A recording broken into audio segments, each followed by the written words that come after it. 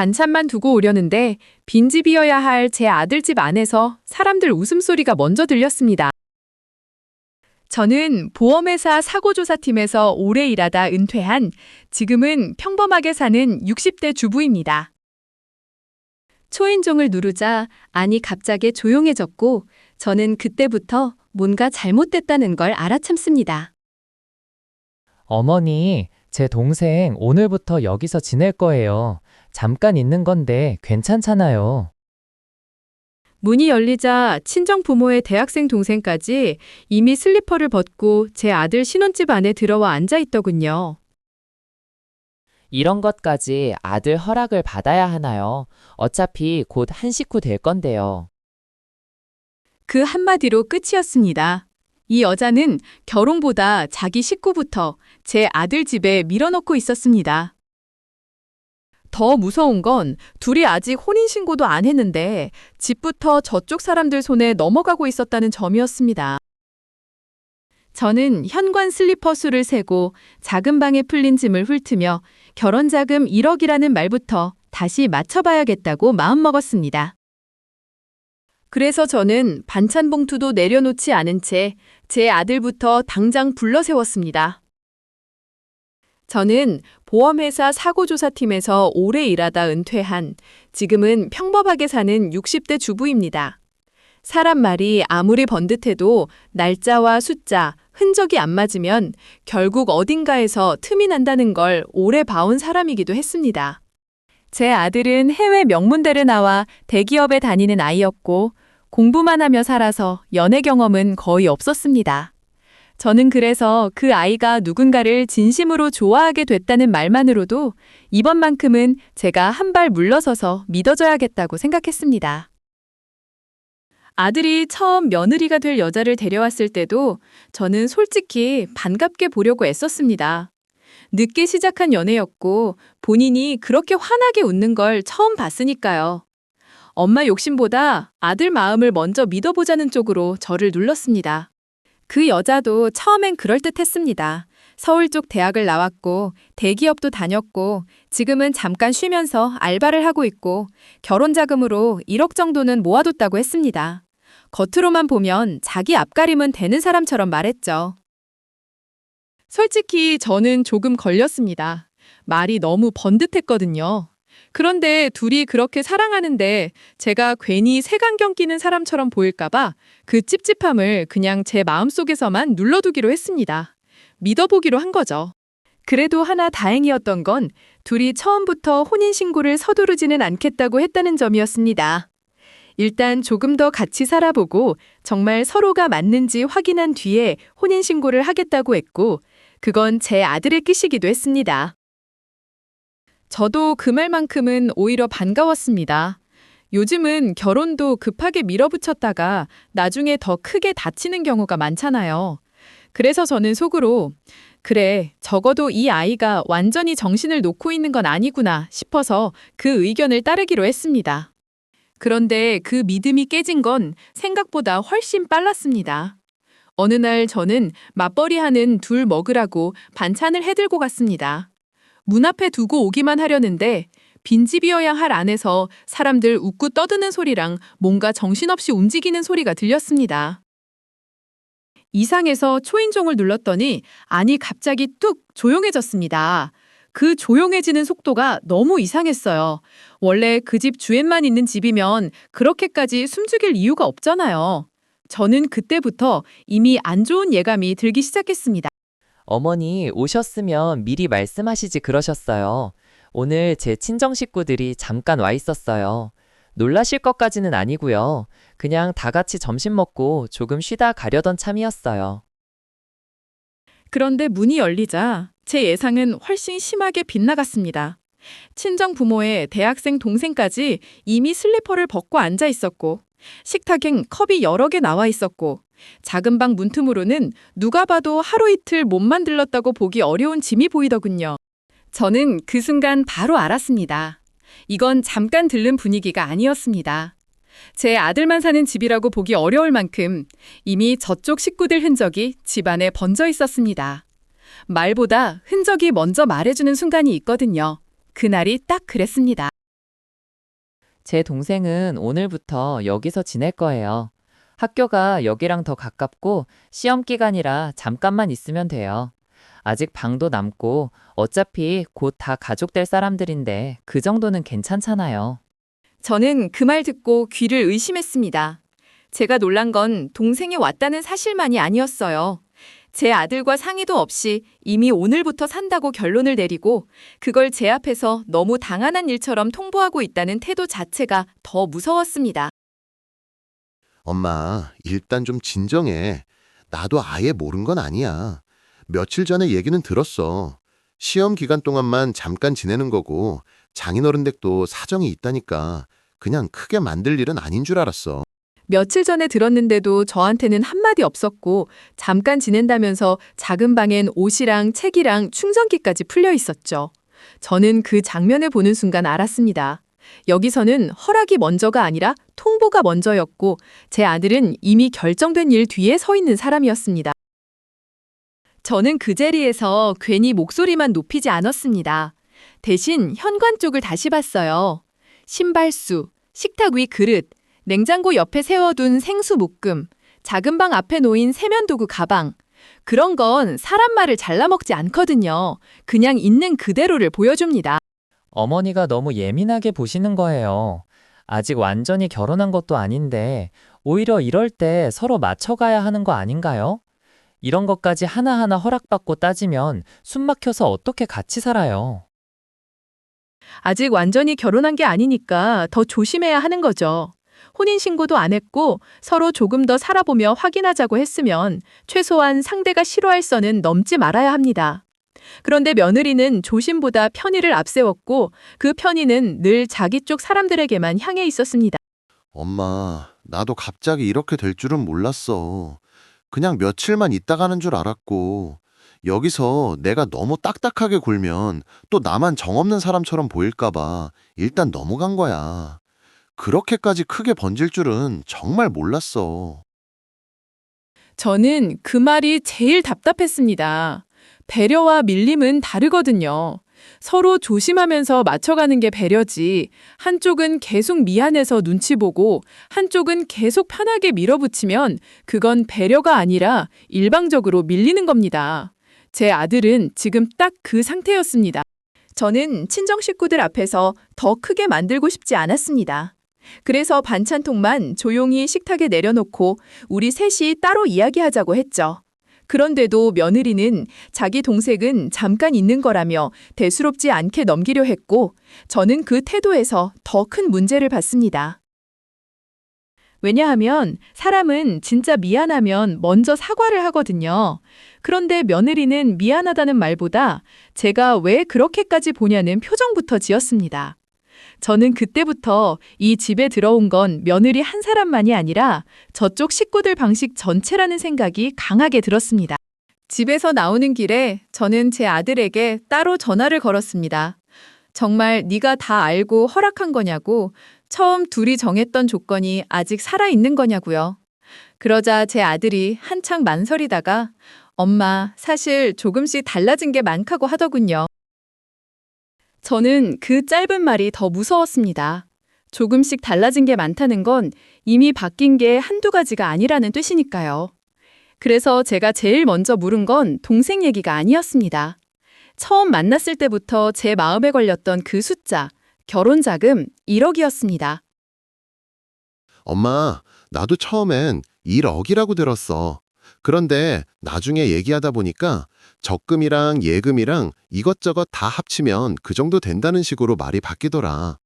정확히 지금 바로 확인되는 돈이 얼마인지는 나도 아직 제대로 못 들었어. 저는 그 말 듣고 가슴이 철렁했습니다. 처음 소개받을 때 분명 그 애는 자기가 모아둔 돈이 1억쯤 있다고 했거든요. 그래서 저는 적어도 돈 문제까지 남에게 기대는 사람은 아니겠구나 했는데 집에서 보인 태도에 이어 숫자까지 흐려지니 불길한 쪽으로만 이어졌습니다. 집 문제도 허락보다 통보였는데 돈 문제까지 정확한 액수가 아니라 분위기로만 굴러가면 그 다음은 뻔합니다. 제 아들이 사랑해서 믿는 사이에 상대는 자꾸 중요한 기준을 애매하게 만들고 있는 거죠. 저는 그게 그냥 실수로는 안 보였습니다. 나도 계속 묻기가 좀 그랬어.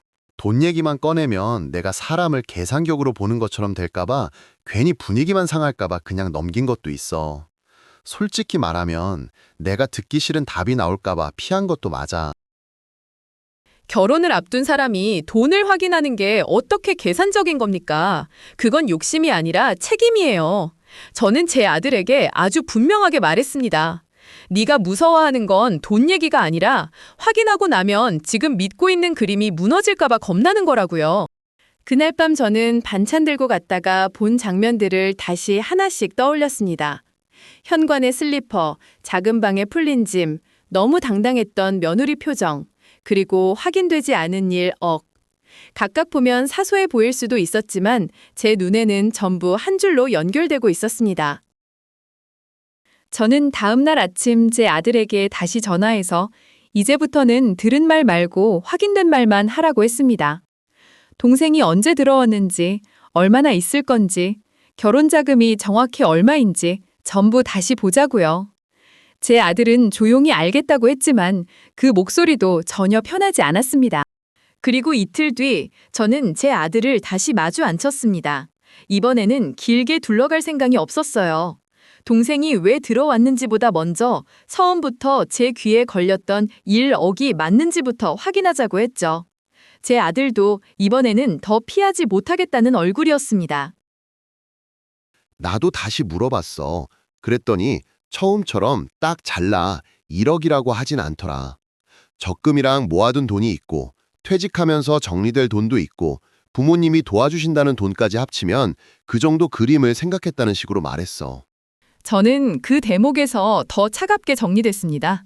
실제로 있는 돈과 나중에 생길지도 모르는 돈, 남이 주겠다고 한 돈을 한데 묶어 1억이라고 말하는 건 전혀 다른 문제니까요. 그건 자금이 아니라 희망 상황이고 결혼을 그런 식으로 말하면 안 되는 겁니다. 어머니는 왜 자꾸 사람을 숫자로만 보세요? 제가 아예 빈손인 것도 아니고 적금도 있고 모아둔 것도 있고 부모님도 도와주신다고 했어요. 제가 말한 건 전체적으로 준비된 그림이지 지금 통장에 찍힌 액수만 말한 건 아니잖아요. 저는 바로 그 말이 더 수상했습니다. 제가 묻는 건 지금 확인되는 돈이 얼마냐는 건데 며느리는 자꾸 전체 그림과 앞으로 들어올 돈을 끌어왔거든요. 사람은 떳떳할수록 액수를 먼저 말합니다. 흐릴수록 자꾸 설명이 길어지죠. 그러면 정확히 말해줘. 지금 네 이름으로 바로 확인되는 돈이 얼마야? 나도 처음엔 네 말 듣고 집이랑 결혼 준비 계산을 했으니까 이건 애매하게 넘어갈 문제가 아니잖아. 나도 이제는 분명하게 알고 싶어. 지금 바로 딱 잘라 말하면 1,000만 원 조금 넘어요. 그런데 그게 전부는 아니잖아요. 앞으로 정리될 것도 있고 엄마가 도와주신다는 돈도 있고 제가 처음 말한 건 전체적으로 준비될 금액을 생각한 거였어요. 저는 그 말을 듣고 손끝이 차가워졌습니다.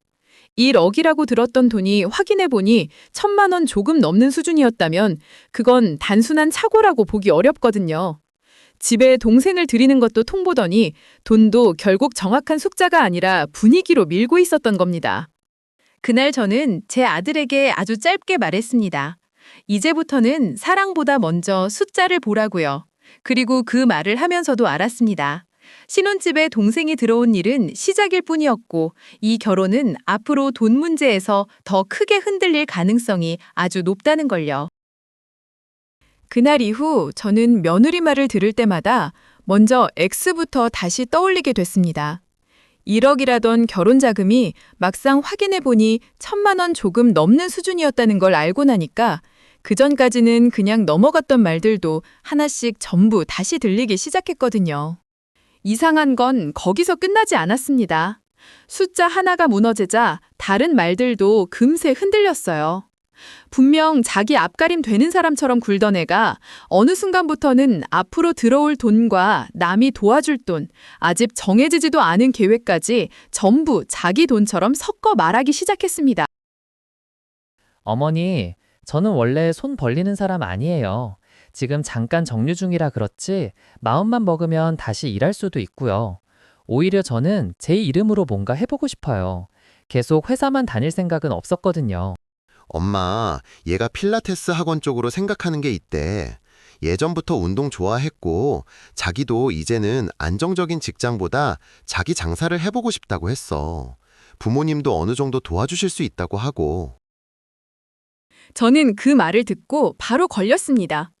결혼자금 1억도 실제 액수는 흐렸는데 이번엔 또 부모 지원이 있다, 자기 돈도 있다, 금방 자리 잡을 수 있다며 사업 얘기를 꺼내더군요. 저는 아직 첫 숫자도 제대로 정리 안 된 상태에서 왜 벌써 다음 그림으로 넘어가는지부터 이해가 안 됐습니다. 어머니, 요즘 필라테스는 자리만 잘 잡으면 생각보다 빨리 올라와요. 저도 아는 사람들 많고 감각 있는 분하고 얘기해 본 게 있어서 오픈만 하면 금방 손님 받을 수 있어요. 초반만 잘 넘기면 수익 나는 구조예요. 초반만 넘기면 된다는 말, 저는 그때부터 정말 싫었습니다. 그런 말은 대개 남의 돈이 들어갈 때 제일 쉽게 나오거든요. 정작 자기 돈으로 버티는 사람은 초반을 가볍게 말하지 않아요. 그런데 며느리는 늘 힘든 구간을 말로만 짧게 만들었습니다. 엄마, 나도 처음엔 좀 망설였어. 그런데 얘가 계속 진지하게 준비하는 것처럼 보였고 부모님 지원도 어느 정도 이야기된 것 같다고 해서 나도 믿었어. 나중에 자리 잡으면 금방 갚겠다고 했고 우리 둘 미래 생각해서 하는 일이라고 하니까. 미래라는 말도 그렇게 편하게 쓰면 안 되는 겁니다. 자기 돈이 정확히 얼마 있는지도 흐리게 말하던 사람이 이번엔 사업 전망까지 너무 쉽게 단정하더군요. 저는 제 아들에게 물었습니다. 그래서 결국 네 돈이 얼마 들어가느냐고요? 그러자 그 아이가 눈을 피했습니다. 처음엔 조금만 도와주는 건 줄 알았어. 보증금이랑 초기 인테리어 정도만 비면 된다고 했거든. 그런데 견적이 나오고 이것저것 붙다 보니까 결국 내가 1억 정도는 넣어야 돌아갈 것 같더라. 나도 그때는 이미 여기까지 왔으니 물릴 수 없다는 생각이 들었어. 저는 그 말 듣고 속이 까맣게 탔습니다. 1억 결혼 자금이 있다고 큰소리치던 쪽이 정작 사업 시작하자마자 제 아들 손에서 1억을 빌려갔다면 그건 시작부터 말이 안 맞는 거잖아요. 저는 그때부터 이 애가 숫자를 준비하는 사람이 아니라 분위기를 준비하는 사람이라는 확신이 들기 시작했습니다. 빌린 거죠. 받은 게 아니에요.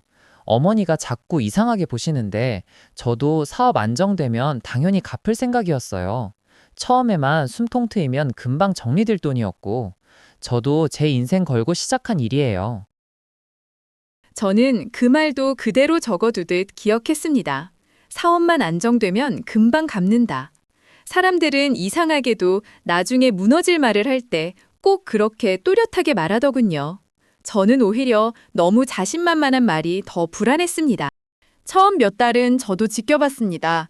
정말 학원이 자리를 잡을 수도 있으니까요. 그런데 조금 돌아간다 싶자 이상한 쪽이 먼저 보이기 시작했습니다. 집에 필요한 건 늘 뒤로 밀렸고 정작 학원 밖으로 나가는 돈은 자꾸 늘어났습니다.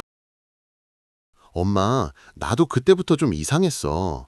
집에선 세제 하나 사는 것도 아깝다 하고 같이 밥 먹는 것도 줄이자고 하면서 학원 쪽에선 돈을 너무 쉽게 쓰더라. 처음엔 오픈 초반이니까 다 필요한 지출인가 보다 했는데 갈수록 설명이 안 되는 게 많아졌어. 설명 안 되는 돈이 생기기 시작하면 그 다음엔 설명 안 되는 행동도 따라붙는 법입니다. 제 아들이 어느 날 털어놓더군요.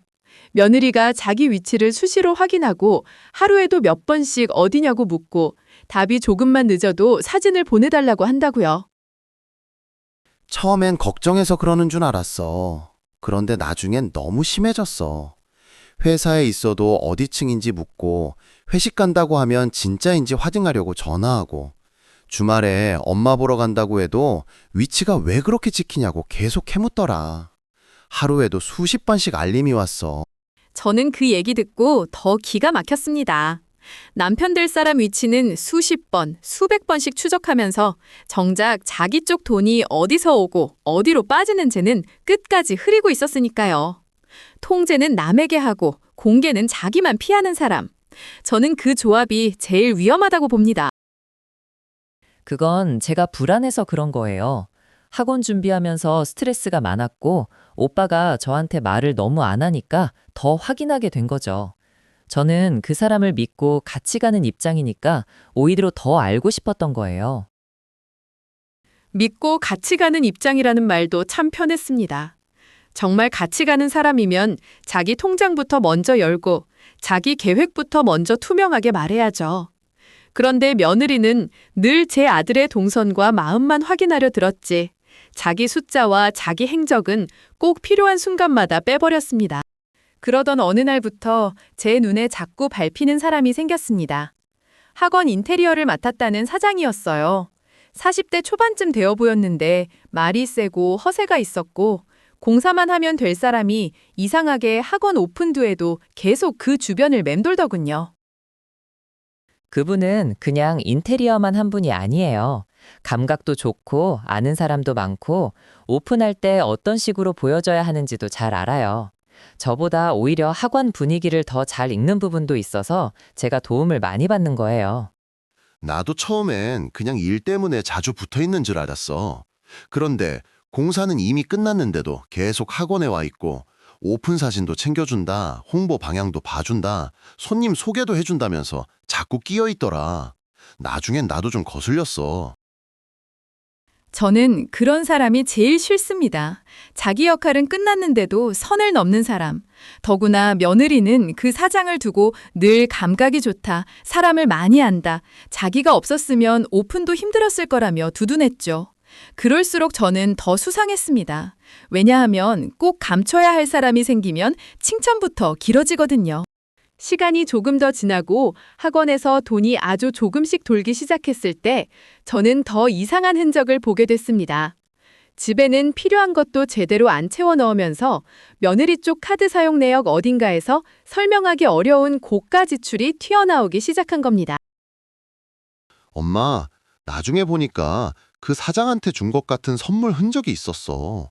처음엔 거래처 챙기는 건가 했는데 너무 비싸더라고. 집에서 같이 쓸 전자제품 하나 사는 것도 미루자던 사람이 왜 그런 데는 그렇게 쉽게 돈을 쓰는지 나도 그때부터 이해가 안 됐어. 집에 필요한 건 아깝고 밖에 새는 돈은 안 아깝다. 저는 그 순간 이 애가 지금 살림을 꾸리는 사람이 아니라 판을 따로 굴리는 사람처럼 느껴졌습니다. 제 아들은 위치까지 추적당하는 사람이었는데 정작 자기 돈이 어디로 빠지는지도 모르고 있었으니까요. 그게 저는 너무 잔인하게 느껴졌습니다. 선물 하나 가지고 너무 크게 보시는 거 아니에요? 사업하다 보면 고마운 사람 챙길 수도 있는 거잖아요. 다 사람 관계고 그런 걸 잘해야 결국 더 큰 도움도 받는 거죠. 집안 살림만 들여다보면 장사가 되는 게 아니에요. 맞습니다. 사업엔 사람 관계가 중요하죠. 그런데 사람 관계를 핑계로 지출을 감추는 사람도 많습니다. 저는 며느리가 자꾸 사업이라는 말로 모든 걸 뭉뚱그리는 게 더 이상했습니다. 설명이 필요한 곳에 명분만 길어지면 대개 그 안엔 말 못할 구멍이 숨어 있거든요. 더 이상했던 건 그 사장이랑도 나중엔 좀 서먹해진 것 같더라. 예전처럼 이름을 자주 꺼내지도 않고 갑자기 별거 아니라는 식으로 넘기기 시작했어. 그런데 그러고 나서부터는 오히려 나한테 혼인신고 얘기를 자꾸 꺼냈어. 갑자기 서두르는 느낌이었어. 그 대목이 정말 중요했습니다. 학원 돈은 계속 들어가고 외부 남자와의 거리도 어딘가 어색해지고 집안 살림은 엉망인데 갑자기 혼인신고를 서두른다. 저는 그 조합을 듣는 순간 이게 사랑의 속도가 아니라 궁지의 속도라는 생각이 들었습니다.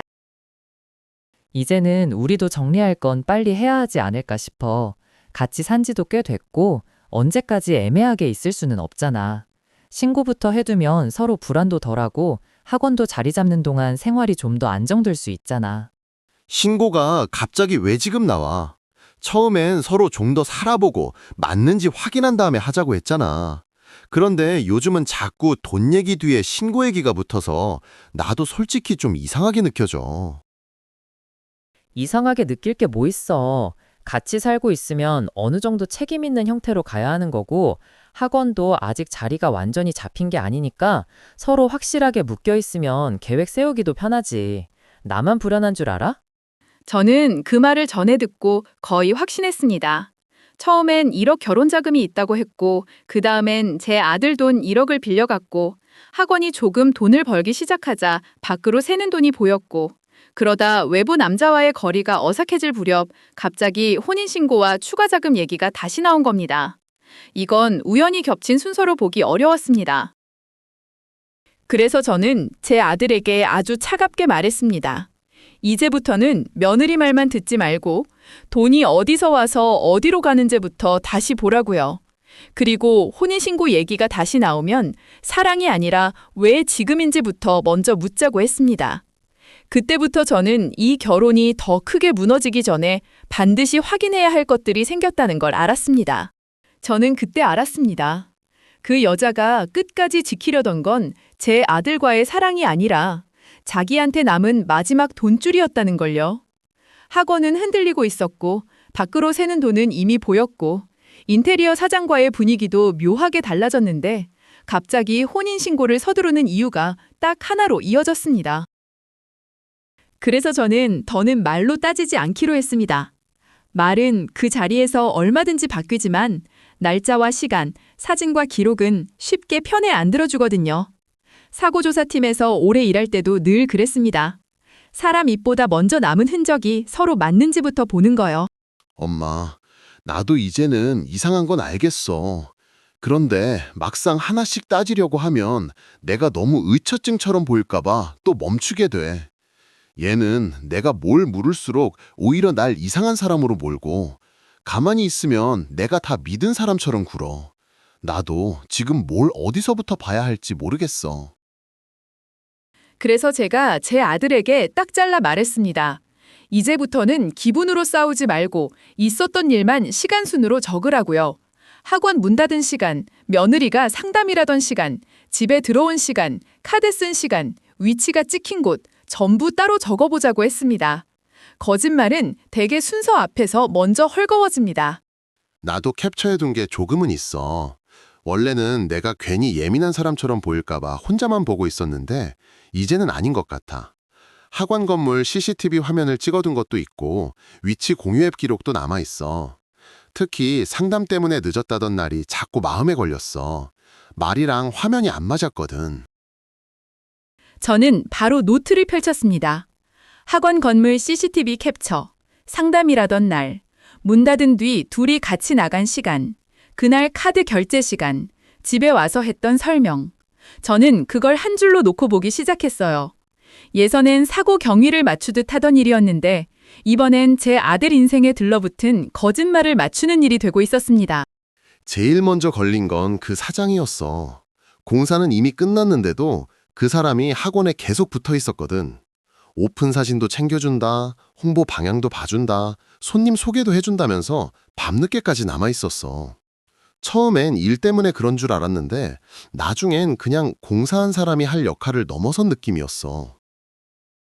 바로 그게 중요했습니다. 인테리어 사장이면 공사 끝나고 빠져야 할 사람인데 학원 문 닫는 시간까지 남아있고 오픈 뒤에도 계속 붙어있고 며느리가 그 사람 이름을 너무 자주 꺼낸다.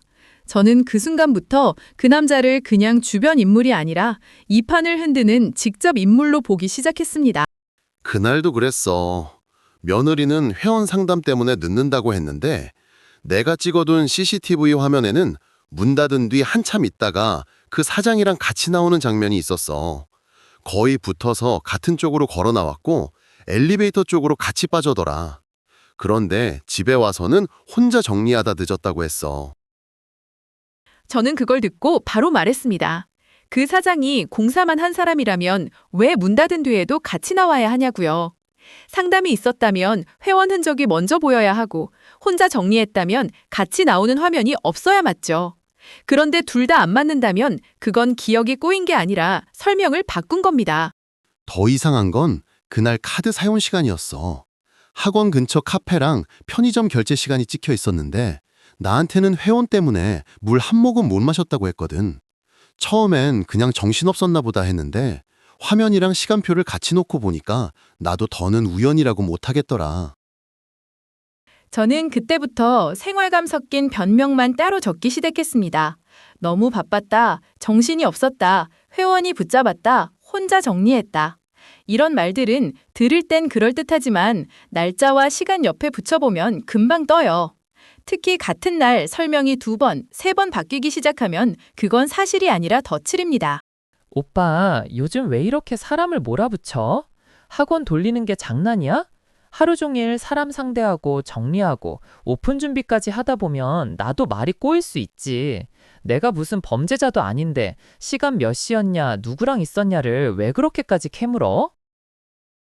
범죄자 취급하는 게 아니잖아. 네가 먼저 내 위치는 하루에도 수십 번씩 확인했으면서 내가 물으면 왜 다 예민하다고 넘어가?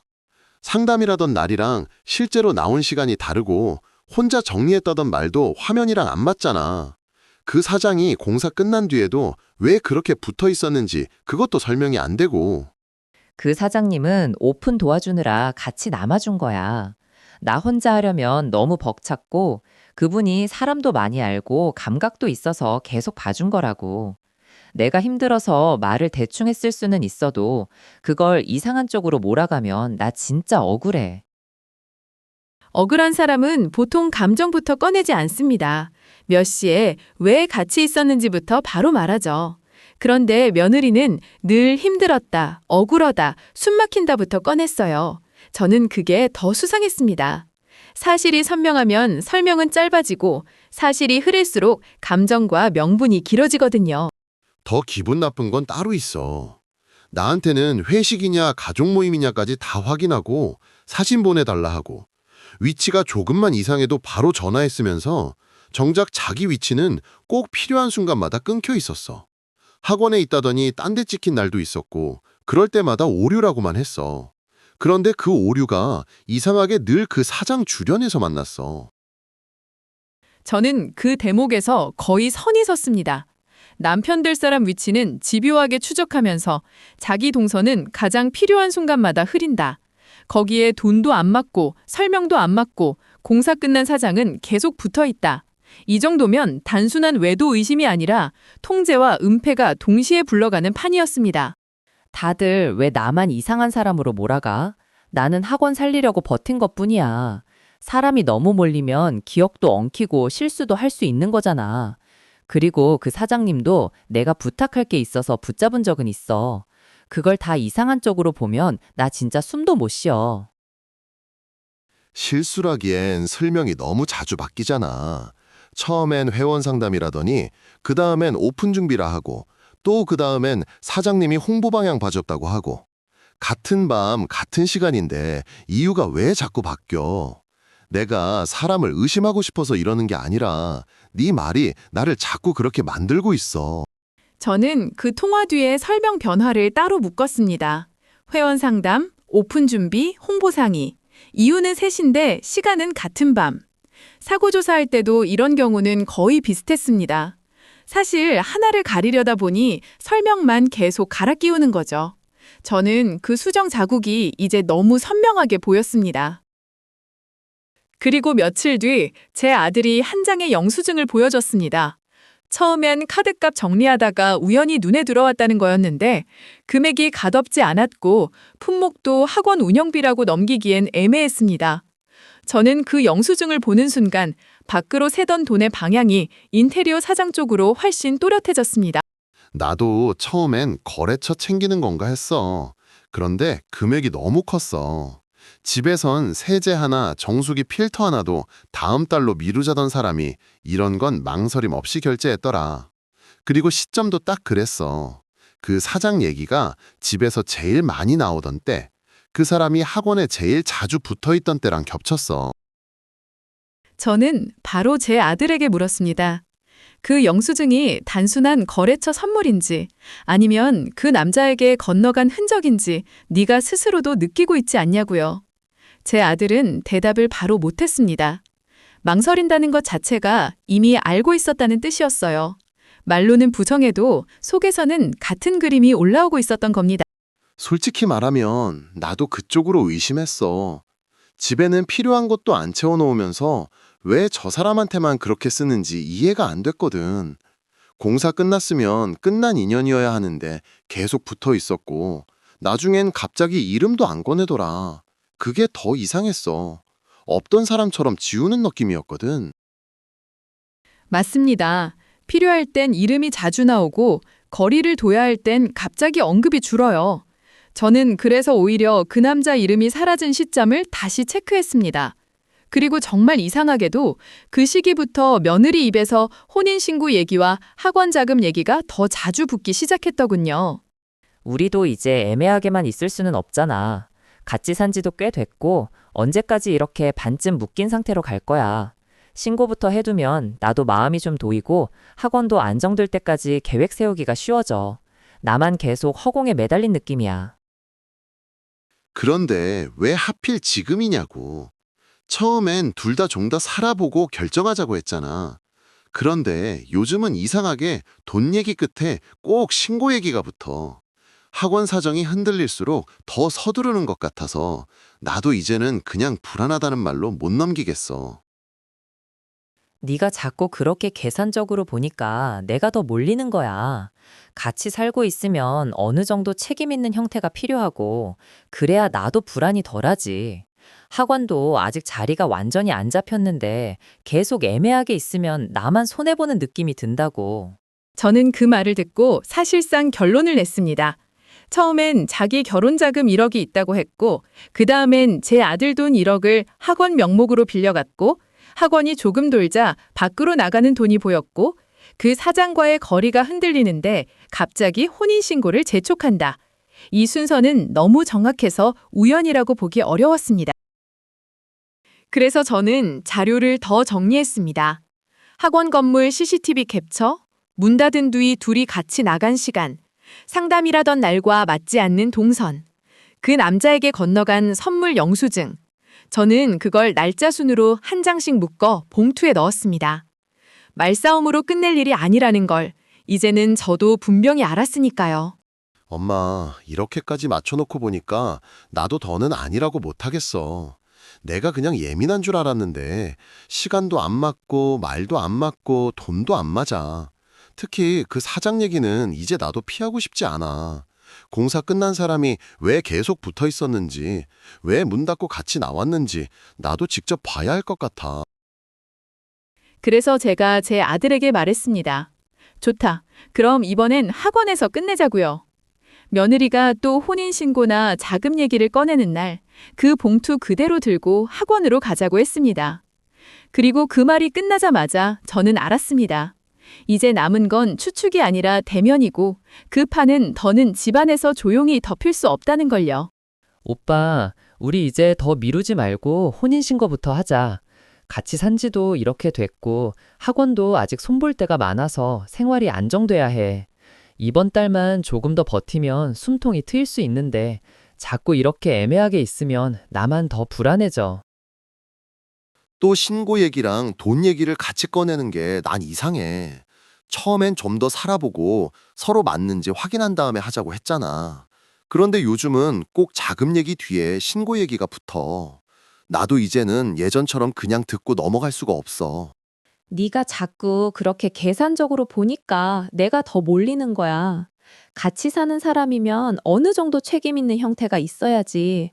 나 혼자 학원 붙잡고 버티는 것도 힘든데 너까지 계속 거리 두면 나는 진짜 벽 보고 사는 기분이야.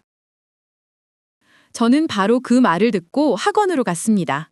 더 늦으면 또 말이 바뀌고 또 힘들었다는 말로 덮일 게 뻔했거든요.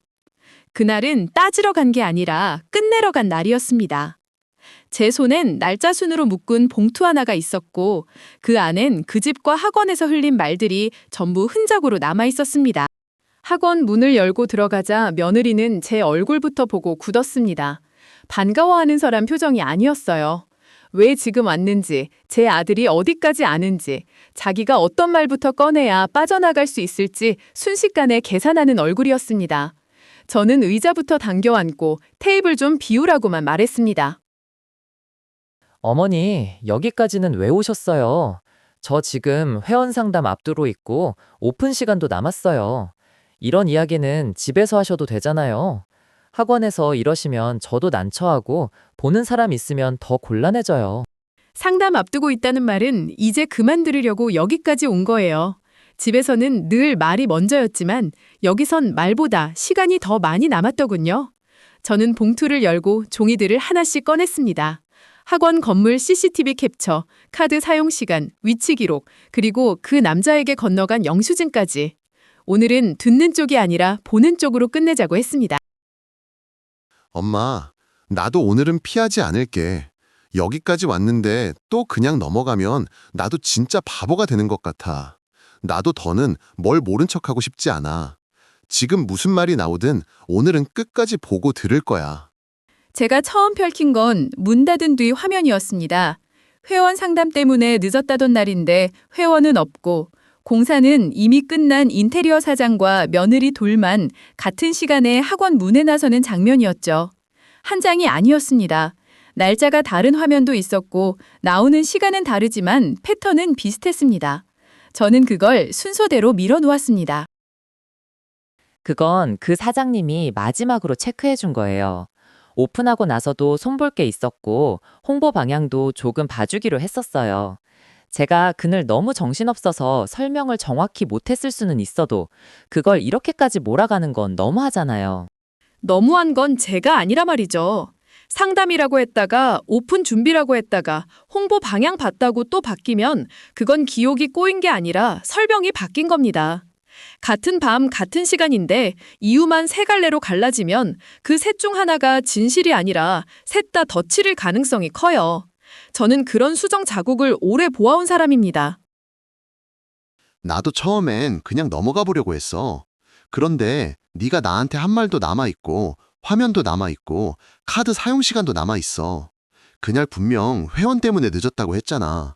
그런데 왜 문 닫은 뒤 그 사람이랑 같이 나오고 왜 카페 결제 시간까지 따로 남아있는 건데 내가 뭘 어떻게 믿어야 하냐고. 나도 사람이라 실수할 수 있잖아. 학원 준비하면서 머리가 터질 것 같았고 하루 종일 사람 상대하다 보면 말이 꼬일 수도 있는 거잖아. 내가 무슨 죄 지은 사람처럼 하나하나 다 맞춰 들이대면 나도 버틸 수가 없어. 다들 왜 나만 몰아붙여? 그래서 두 번째로 꺼낸 게 카드 사용 내역이었습니다. 집에서는 정수기 필터 하나, 세제 한 통도 다음 달로 미루자던 사람이 학원 근처에서 적지 않은 금액을 결제한 흔적이었죠. 날짜는 화면과 맞았고 시점은 그 사장 이름이 집에서 제일 자주 오르내리던 데와 겹쳤습니다. 저는 그 영수증을 며느리 쪽으로 밀었습니다. 그건 거래처 챙긴 거예요. 사업하면 사람 관계도 중요하잖아요. 오픈 도와준 분한테 선물 하나 할 수도 있는 거고 그런 걸 다 이상한 쪽으로 보는 건 너무 편협해요. 집안 살림하고 사업 지출은 성격이 다른 거예요. 맞아요. 성격은 다르죠. 그런데 같이 살 집에는 필요한 걸 못 채워 넣으면서 바깥 사람에겐 망설임 없이 돈을 쓰는 건 성격 차이가 아니라 우선순위 차이입니다. 그리고 그 우선순위에서 제 아들과 그 집은 늘 뒤였어요. 저는 바로 그 점을 문제 삼는 겁니다. 살림을 뒤로 미루면서 밖으로 새는 돈이 있으면 그건 이미 관계보다 판을 먼저 붙은 사람이에요. 나한테는 위치까지 하루 종일 묻고 회식이면 사진 보내달라 하고 가족 만난다 해도 왜 거기 있냐고 따졌잖아. 그런데 정작 너는 내가 물으면 오류였다, 바빴다, 정신없었다는 말만 했어. 그리고 그 오류가 꼭 필요한 순간마다 만났어.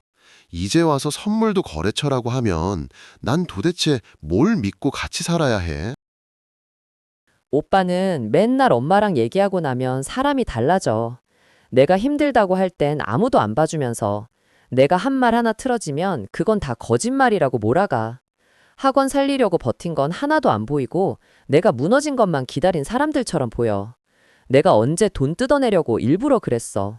무너진 걸 기다린 게 아니라 무너질 판을 붙잡고 있었던 거예요. 저는 마지막으로 한 장을 더 꺼냈습니다. 처음 1억이라고 했던 결혼 자금이 실제로는 1,000만 원 조금 넘는 수준이었다는 정리.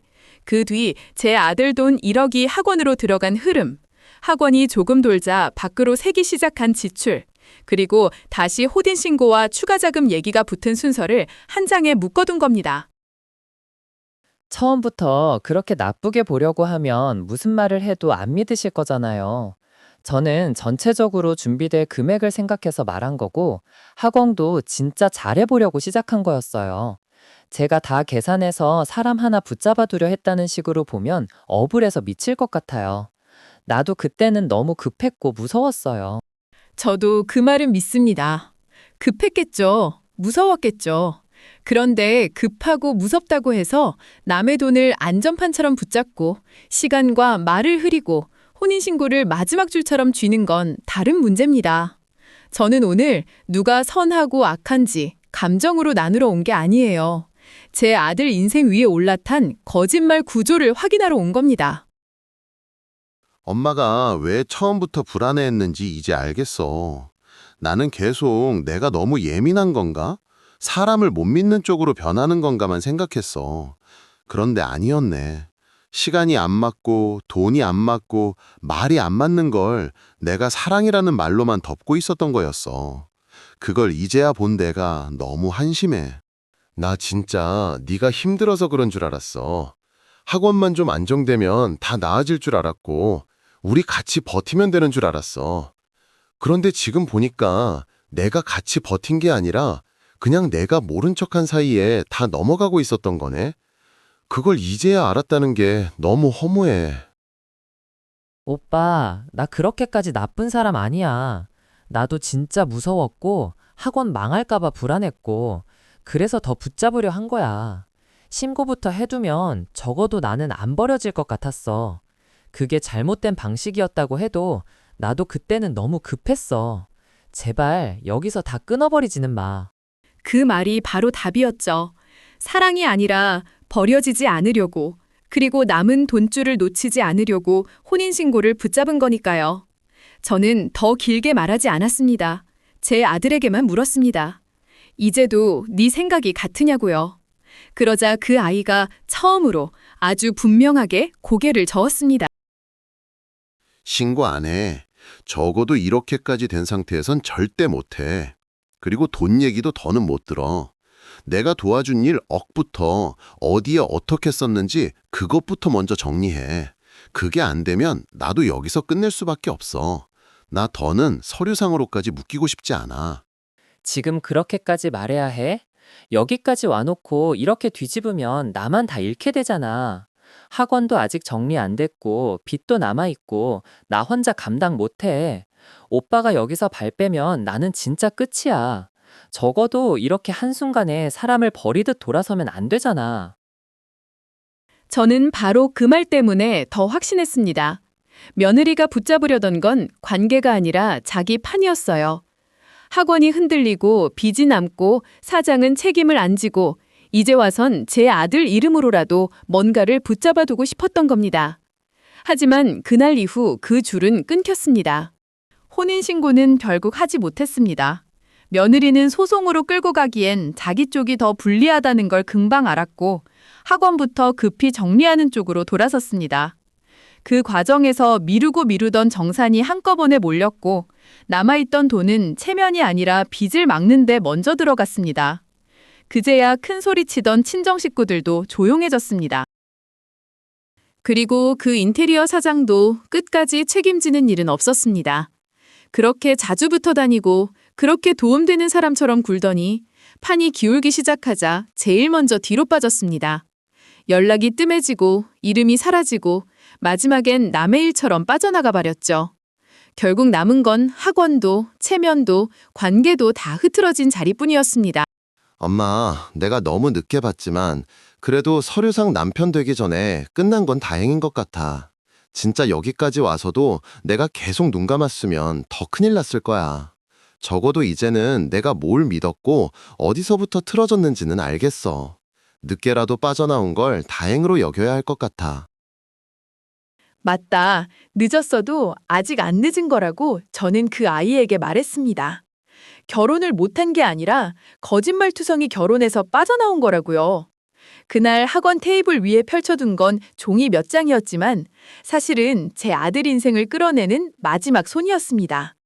저는 그 말을 하고 나서야 비로소 숨을 길게 내쉴 수 있었습니다.